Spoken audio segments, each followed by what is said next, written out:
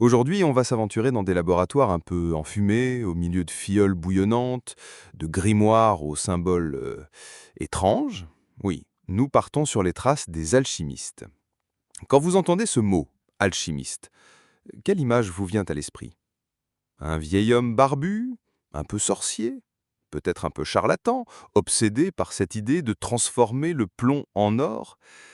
Ou peut-être le légendaire Nicolas Flamel et sa pierre philosophale? En fait, ces images, qui ont été façonnées par les siècles, elles ne racontent qu'une partie de l'histoire.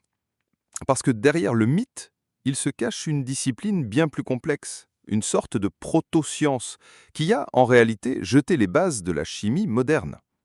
Alors, qui étaient-ils vraiment, ces alchimistes? Et que nous ont-ils légué? Pour le comprendre, il faut d'abord définir leur quête. L'historien des sciences, Didier Kahn, le souligne très bien. L'alchimie, ça reposait sur deux objectifs principaux. Le premier, c'est le plus célèbre, c'était la transmutation des métaux dits vils, comme le plomb, en métaux nobles, donc l'or ou l'argent.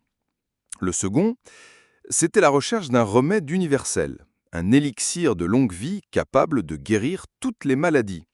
Et au cœur de ces deux quêtes, il y avait un seul et même objectif, la création de la fameuse pierre philosophale, cette substance mythique qui rendrait tout ça possible.